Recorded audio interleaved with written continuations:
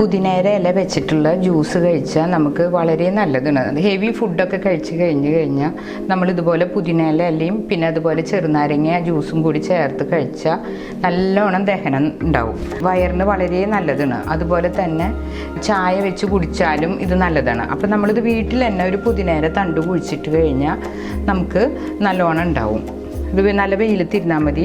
ഇത് പല സ്പീഷ്യസ് പുതിനയുണ്ട്. ഇതിപ്പോൾ എൻ്റെ ഇല ഇത്തിരി കട്ടി കുറഞ്ഞ മോഡലാണ്.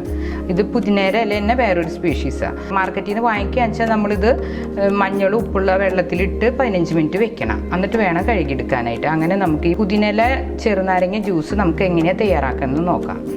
ഇതിനാവശ്യമുള്ള ഇൻഗ്രീഡിയൻസ്: പുതിനേര ഇല ഒരു 10-15 എടുക്കണം. അതുപോലെ തന്നെ ചെറുനാരങ്ങ നീര്, ഇത് ഞാൻ വലിയൊരു ചെറുനാരങ്ങ നടുമുറിച്ചതാണ്. ഇതിൻ്റെ നീര് നമുക്ക് എടുക്കാം. പിന്നെ ഒരു പച്ചമുളകിൻ്റെ പകുതി, അങ്ങനെയാണ് എടുക്കേണ്ടത്.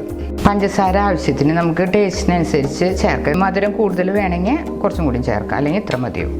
ഒരു നുള്ളു ഉപ്പ്, 2 കപ്പ് തണുത്ത വെള്ളം. മിക്സിയുടെ ജാറെടുത്ത് നമ്മൾ പുതിനേര ഇല ഇങ്ങനെ ഒറ്റ തിരിച്ചിടാം. ഇപ്പോൾ ഞാൻ ഒരു 10-15 ഇല ഇട്ടുണ്ട്. വലിയൊരു ചെറുനാരങ്ങയുടെ നീര്, പിന്നെ 3 ടേബിൾ സ്പൂണോളം പഞ്ചസാര, പിന്നെ ഒരു നുള്ള് ഉപ്പ്, പിന്നെ ഒരു പച്ചമുളക് നമുക്ക് പകുതിയായിട്ട് നുറുക്കിയെടുക്കാം. നല്ലോണം അരച്ച് ചേർത്താൽ മതി മിക്സിയിൽ. ഇനി നമ്മൾ ഐസ് ക്യൂബ്സ് ഒരു 5 10 ഇടാം. അതിനുശേഷം നമുക്ക് വെള്ളമൊഴിക്കാം.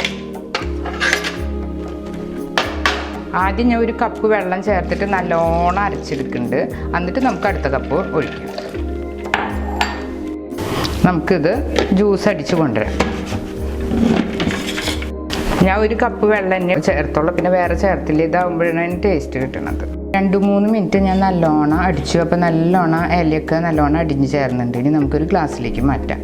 അപ്പോൾ നമ്മുടെ മിൻറ്റ് ലെമൺ ജ്യൂസ് തയ്യാറായിട്ടുണ്ട്. നമ്മൾ പച്ചമുളക് ചേർത്ത കാരണം നല്ലൊരു ടേസ്റ്റ് ഉണ്ടാവും.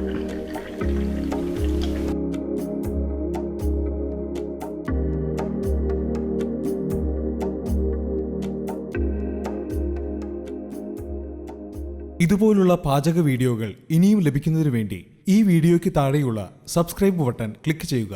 ഇഷ്ടപ്പെട്ടുവെങ്കിൽ ലൈക്ക് ചെയ്യുക, ഷെയർ ചെയ്യുക. കൂടുതൽ വീഡിയോകൾക്കായി യൂട്യൂബിൽ സർഗം കിച്ചൻ എന്ന് ടൈപ്പ് ചെയ്ത് സെർച്ച് ചെയ്യുക.